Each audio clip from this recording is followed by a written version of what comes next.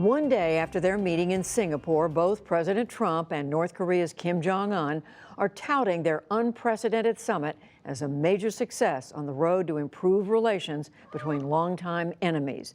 But the lack of detail in their joint statement issued yesterday has left the document open to interpretation, and it has sparked debate on whether North Korea is serious about denuclearization. From Singapore, Foreign Affairs correspondent Nick Schifrin. After a 9,000-mile, 23-hour trip, President Trump landed in Washington, D.C. and declared success. He tweeted, "There is no longer a nuclear threat from North Korea," and added, "President Obama said that North Korea was our biggest and most dangerous problem. No longer. Sleep well tonight."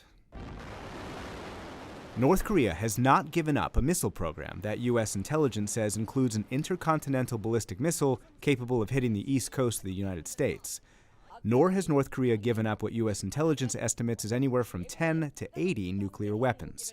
Sue Kim is a former CIA North Korea analyst. North Korea absolutely poses a threat to the United States. The combination of nuclear capabilities and the development of its ballistic missile program that allows North Korea to use these weapons programs to threaten the United States, to have this bargaining chip. But just because North Korea has the capacity doesn't mean it has the intention to use them, especially now that the summit has taken place. Patrick McEachern is a State Department official focused on North Korea, currently on leave to the Woodrow Wilson Center. I think especially compared to last year, right now we're in quite a good place. It's important to recognize that this was not a capstone summit. This was not an end of a process, rather it was the beginning of one. This was the time for the two leaders to broadly stress what their goals are and to empower their subordinates to go get them. And that positivity is reflected in how state media is portraying the summit. Usually, North Korean videos demonize the U.S. as an existential threat and suggest North Korea has to prepare to target the White House or destroy the Capitol. But today's state newspaper seems to mark the Singapore summit as a shift. Newspaper photos feature Kim and Trump smiling and leaning into each other. As jarring as it is for an American audience to see an American president smiling broadly and shaking the hands with a North Korean dictator, it's orders of magnitude more disturbing or more jarring for the North Korean population to see their leader doing the same with President Trump. I think this is really quite significant, and I think it shows to the North Korean people and government officials in particular that Kim Jong-un is very firmly behind this diplomatic process and its success. But interpreting North Korea is no science, and optimism could easily be replaced with venom, argues Sue Kim. North Korea has a history of using its state media. It's a propaganda tool. So coming after Kim's return trip from Singapore, where he obviously got the propaganda boost, he was able to shut off his public image as this ruthless dictator.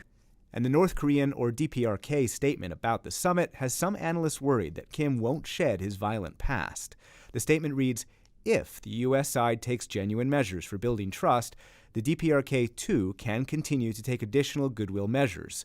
And it is important to abide by the principle of step-by-step and simultaneous action, suggesting North Korea is buying time rather than being serious about denuclearization." If the past is any indication, looking at the statements in both Korean and also in English, I don't see much of a tangible hope that things will be turned around this time.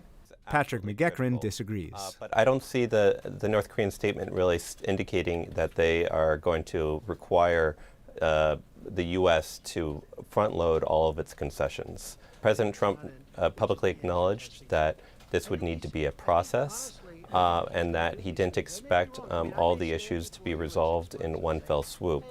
And so I think that really is an endorsement of the step-by-step approach that the North Koreans are really laying out in their statement as well. Secretary of State Mike Pompeo arrived in Seoul today to meet military leaders and coordinate with regional allies. He said the U.S. was confident that North Korea was serious about complete and verifiable denuclearization and that major disarmament could take place by 2020. But North Korea has disappointed in the past. Whether this round will prove more successful still remains to be seen.